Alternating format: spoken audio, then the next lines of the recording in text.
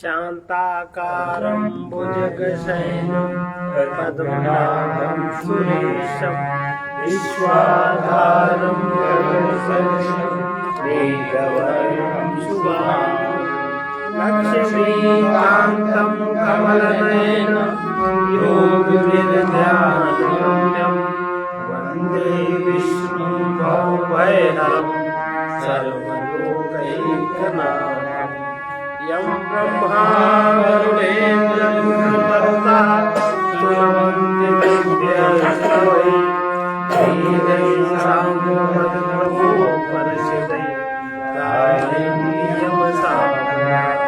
ध्यानावस्थिततद्गतेन मनसा पश्यन्ति यमयोगिनः यस्यां तन्न विदुः सुरासुरगणाः देवाय तस्मै नमः।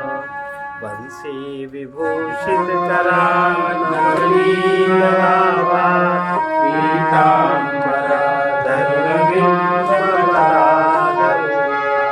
पूर्णेन्दु सुन्दरमुखादरविन्दनेत्रा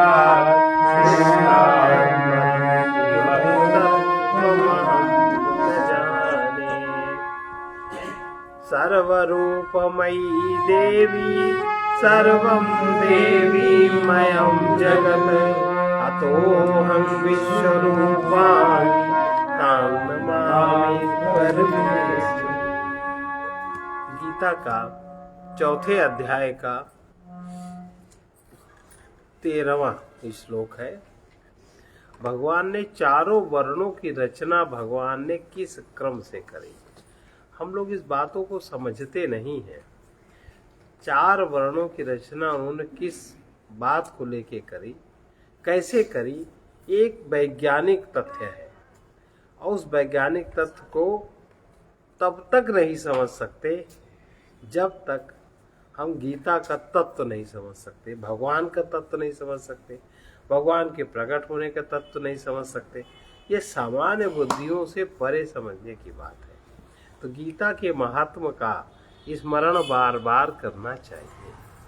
गीता शास्त्रमिदं पुण्यं यः पठेत् प्रयतः पुमान् विष्णोः परमवाप्नोति भयशोकादिवर्जितः। गीताध्ययनशीलस्य प्राणायामपरस्य च नैव सन्ति हि पापानि पूर्वजन्म कृतानि च। मलनिर्मोचनं पुंसां जलस्नानं दिने दिने सकदगीतां संसारमलनाशनम्। गीता सुगीता कर्तव्या किमन्यैः शास्त्रविस्तरैः या स्वयं पद्मनाभस्य मुखपद्माद्रिनिश्चिता। भारतामृत सर्वस्वं विष्णोर्वक्त्राद्रिनिश्चितं। गीता गङ्गोदकं पीत्वा पुनर्जन्म न विद्यते। सर्वोपनिषदो गावो दोग्धा गोपालनन्दना। पार्थो वत्सा सुधीरोक्ता दुग्धं गीतामृतं महत्। एकं शास्त्रं देवकी पुत्रगीतम् एको देवो देवकी पुत्र एव। एको मन्त्रस्तस्य नामानि यानि कर्माप्येकं तस्य देवस्य सेवा। जो लोग भगवान को तत्व से नहीं जानते, भगवान को भगवान नहीं जानते, वो इस मनुष्य लोक में कर्मों के फल को ही चाहते हैं, देवताओं का पूजन करते हैं, कर्मों के फल को चाहते हुए विभिन्न प्रकार के देवताओं का पूजन करते हैं। वैसे तो मुख्य देवता 5 हैं जो हमारे इस सृष्टि का संचालन करते हुए हमारी देह की व्यवस्था को भी जो ठीक से देखते हैं। नंबर 1 भगवान शंकर, नंबर 2 भगवान विष्णु, नंबर 3 सूर्य देव, नंबर 4 देवी जी और नंबर 5 गणेश जी। 5 तत्वों के 5 देवता हैं। तो इनका स्मरण करना चाहिए। लेकिन जो फल के लालच में, फल को चाहने वाले लोग देवताओं का पूजन करते हैं, क्योंकि उनको कर्मों से उत्पन्न वाली सिद्धि शीघ्र मिलती है, इसलिए वो लोग ऐसा करते हैं। वो लोग भगवान को, परमात्मा को नहीं जानते। अब चारों वर्णों की रचना करने में भगवान किस तरह उसकी रचना करते हैं, और भगवान में उसको करने का कोई अहंकार नहीं। चातुर्वर्ण्यं मया सृष्टं कर्म विभागशः तस्य कर्तारमपि मां विद्य कर्तारम् अव्ययम् तस्य कर्तारमपि मां विद्य अकर्तारम् अव्ययम्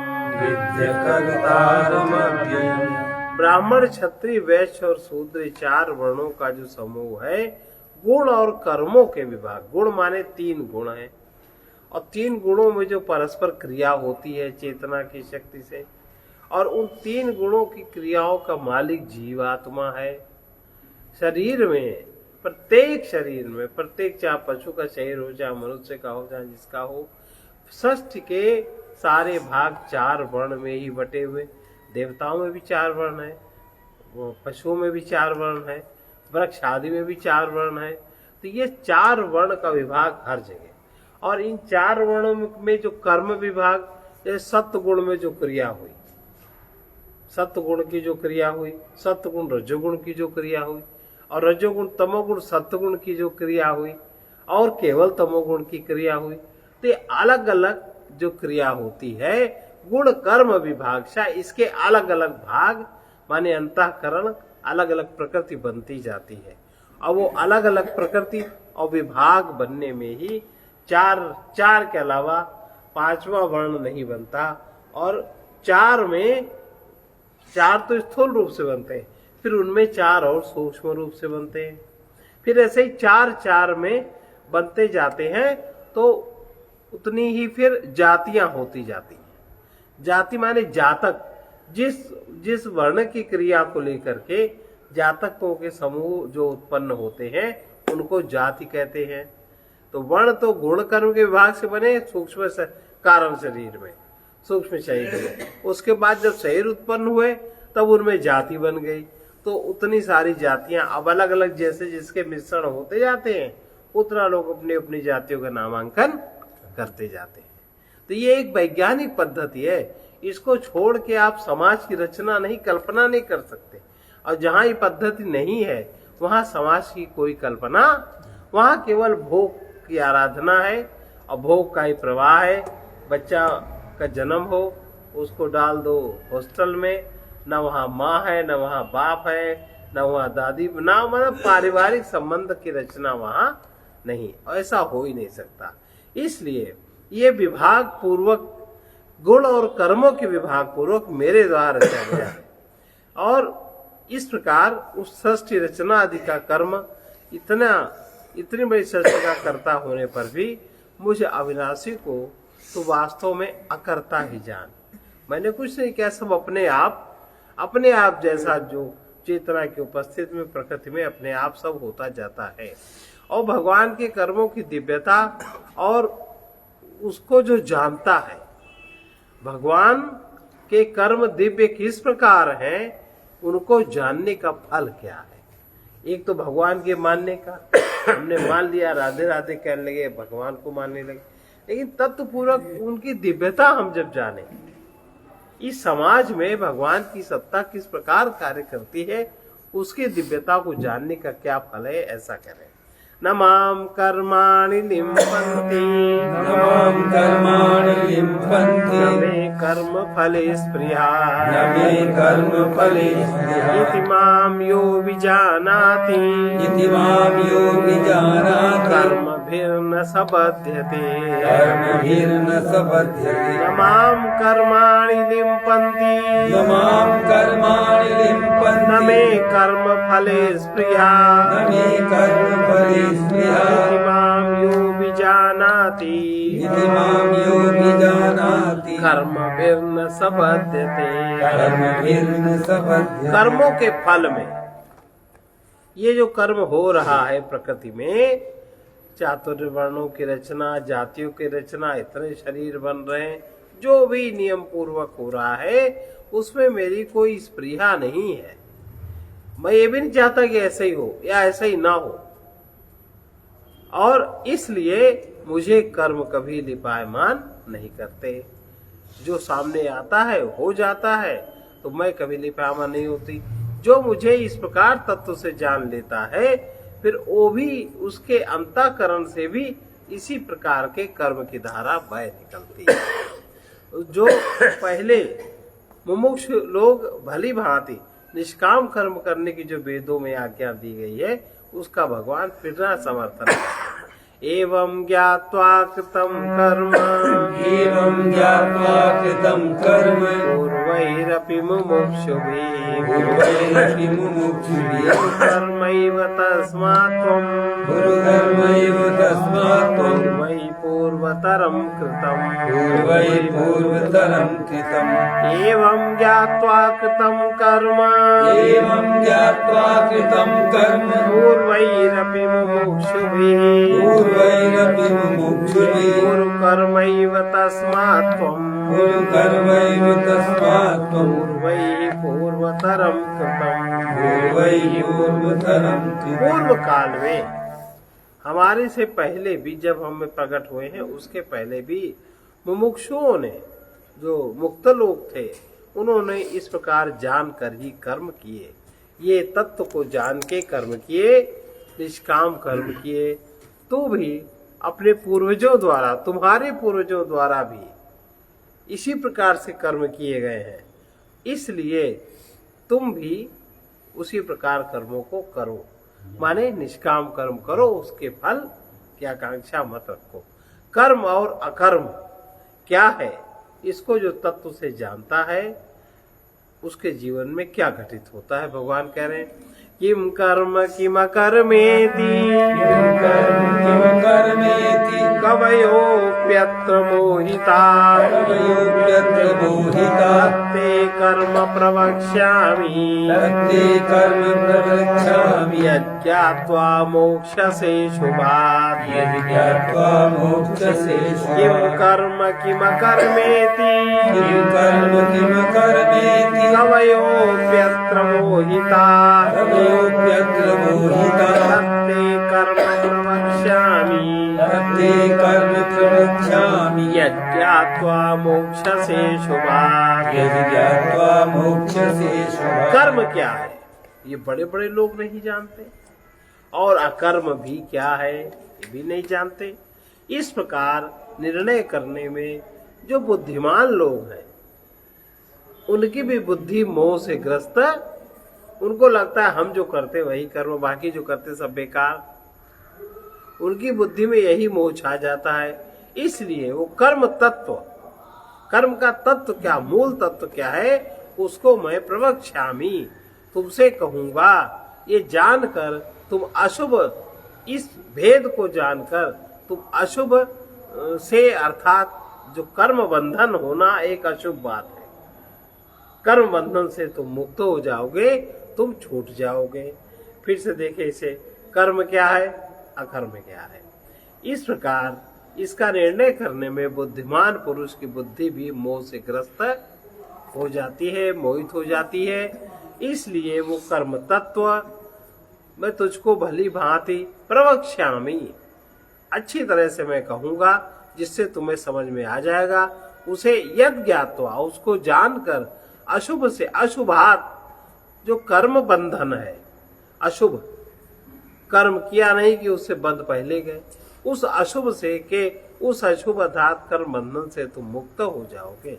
अब कर्म अकर्म विकर्म के स्वरूप को जानना चाहिए, इसके लिए भगवान प्रेरित करते हैं। कर्मणो यपि बोधव्यम् कर्मणो यपि बोधव्यम् बोधव्यं च विकर्मणः बोधव्यं च विकर्मणः अकर्मणश्च बोधव्यम् अकर्मणस्य बोधव्यम् गहना कर्मणो गतिः गहना कर्मणो कर्मणो यपि बोधव्यम् कर्मणो यपि बोधव्यम् बोधव्यं च विकर्मणः बोधव्यं च विकर्मणः अकर्मणश्च बोधव्यम् अकर्मणस्य बोधव्यम् गहना कर्मणो गतिः गहना कर्मणो गतिः। ये कर्म क्या है ये पता नहीं। व्यक्ति को लगता हम जो करते वही कर्म है, जबकि वो क्रिया है जो मन से, मन के जो वासनात्मक प्रवाह से किया जाता है वो क्रिया है, कर्म नहीं है। वो तो स्वाभाविक क्रिया पशु में भी वैसी होती है, वृक्ष आदि में भी वैसी होती है, और तामसी मनुष्यों में भी वैसी होती है। मन में आया कि वही कर लिया, ये क्रिया है। भगवान कहते हैं कर्म का स्वरूप भी जानना चाहिए। कर्म का यथार्थ स्वरूप क्या है, कर्म किसे कहते हैं, और अकर्म का स्वरूप भी जानना चाहिए। अकर्म किसे कहते हैं, और विकर्मणा विकर्म का स्वरूप भी जानना चाहिए, क्योंकि कर्म की गति अति गहन है। कर्म की गति कोई जान नहीं सकता। अब सामने देखने में आता है, अरे साल भर के बच्चे ने क्या किया, किया तो है, क्योंकि एक बच्चे में वो चीज नहीं है, दूसरे में है। सब बच्चे बराबर कैसे हो सकता है? एक की ऑक्सीजन लगी, एक के नहीं लगी। एक का क्या हो रहा, दूसरे उसी जगह बराबर से दो बच्चे लेटे हैं, एक का ट्रीटमेंट दूसरा, एक का ट्रीटमेंट दूसरा।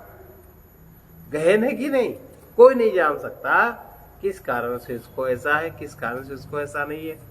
कर्म और अकर्म और विकर्म, इस कर्म को तत्व से जो जानता है उसको क्या फल होता है।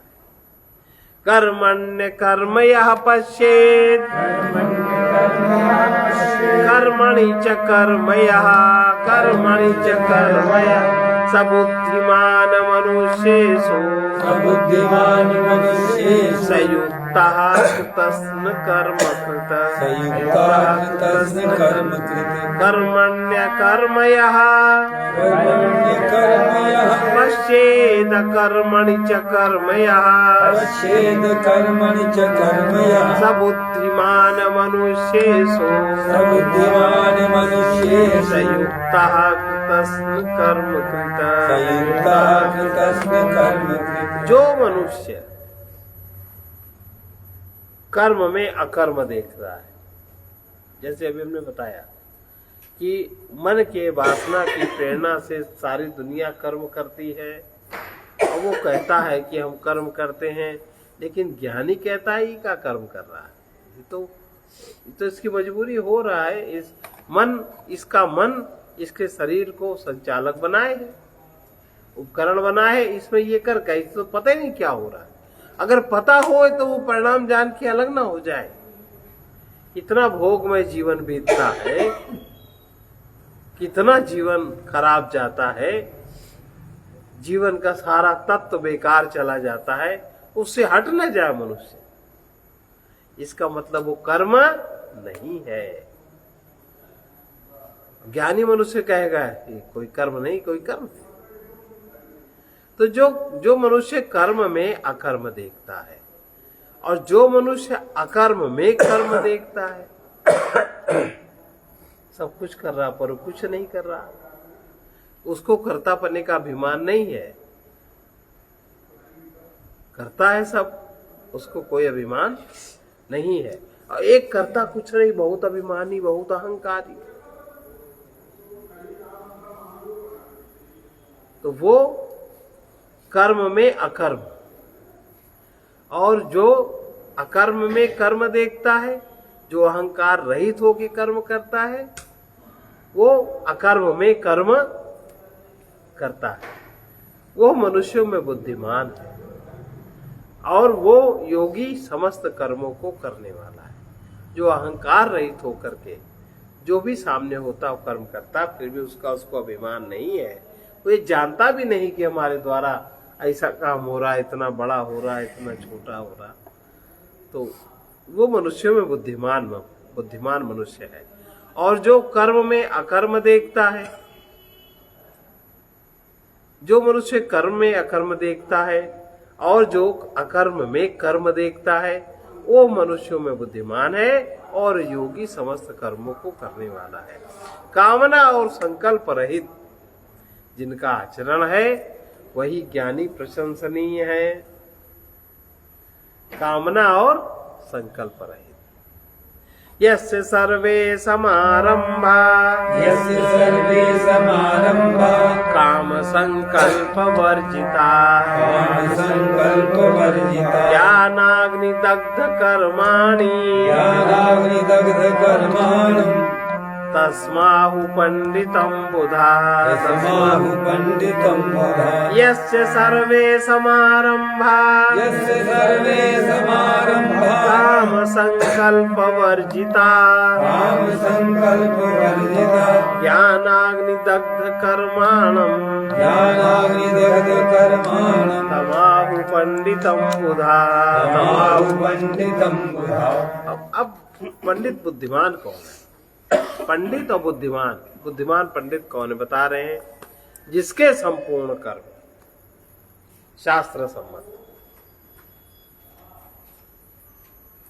वो गीत है ना महाराज जी का, यदि शास्त्र ज्ञान का हाथ नहीं, अब तक तुम जाने क्या होते, देखो कितने दिन बीत गए। यदि ज्ञान कर्म के साथ नहीं,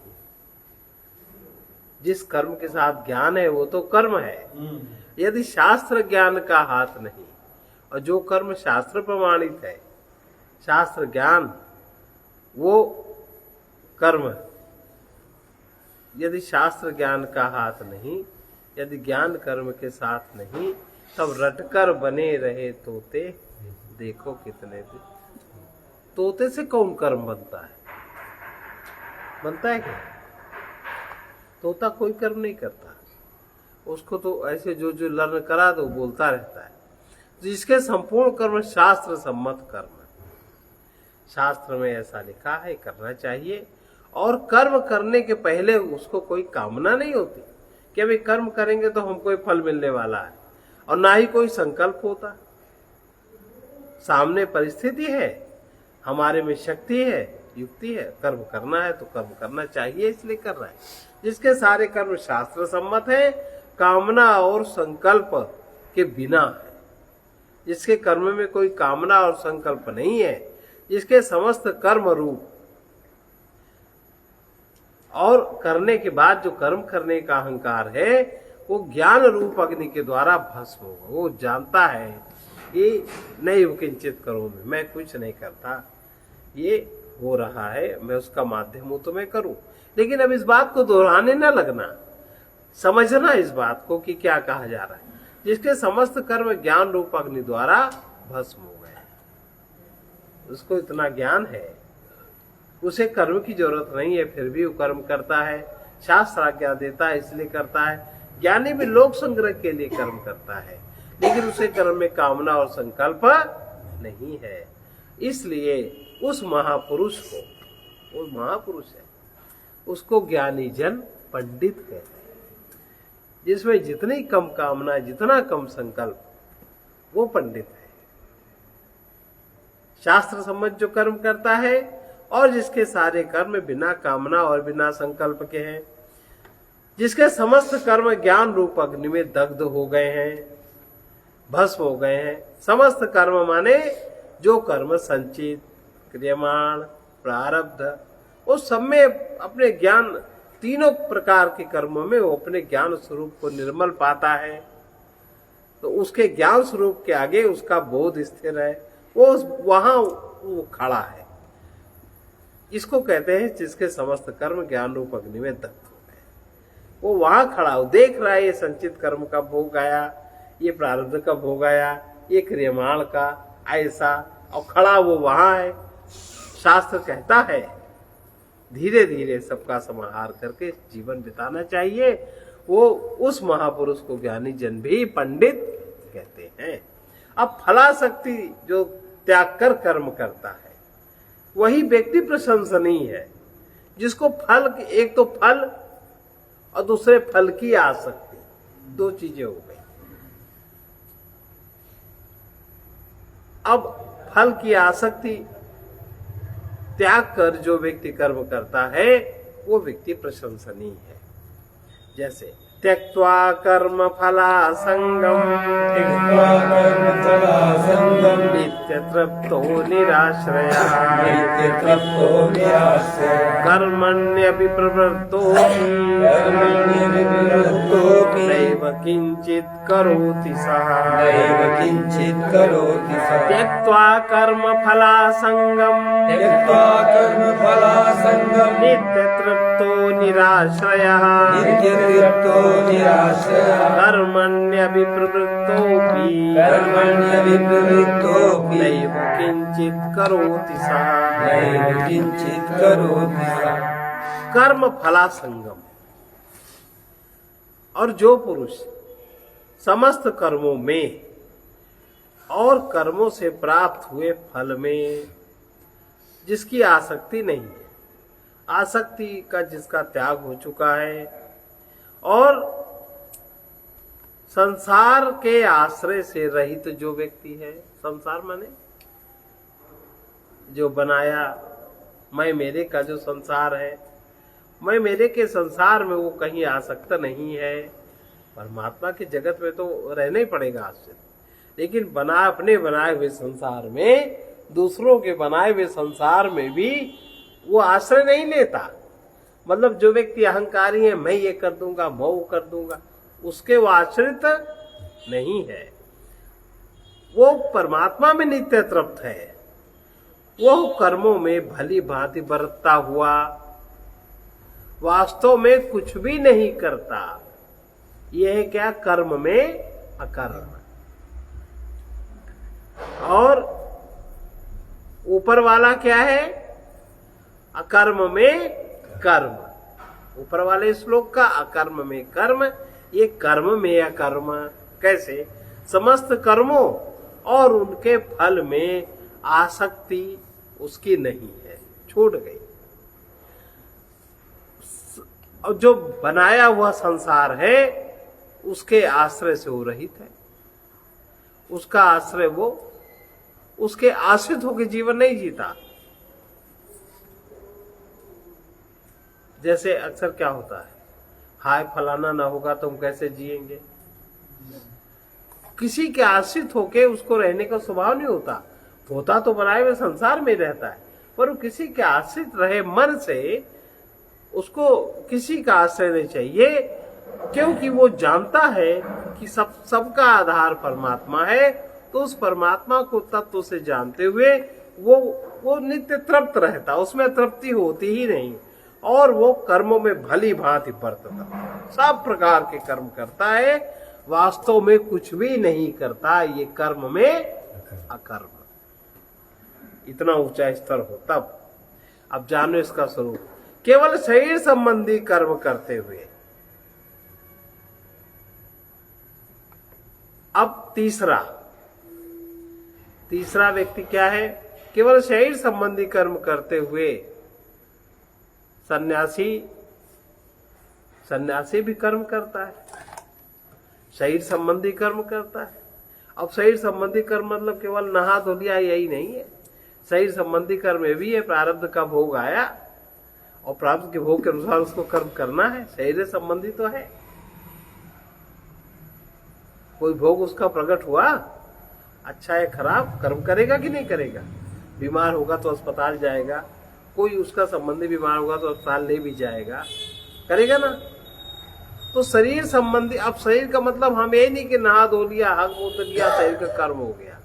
शरीर संबंधी कर्म माने शरीर पर जो जो प्रारब्ध कर्म खुलते हैं, जितना निश्चित हो गया है इतना भोग आपके शरीर को आपके द्वारा भोगना है, उनको युक्त पूर्वक कैसे निकाला जाए, इस प्रकार का कर्म करता हुआ सन्यासी को किसी प्रकार का पाप नहीं लगता। ये इसका भाव है। निराशीर्यच्चित्तात्मा निराशीर्यच्चित्तात्मा त्यक्त सर्व परिग्रह त्यक्त सर्व परिग्रह शारीरम केवलम कर्म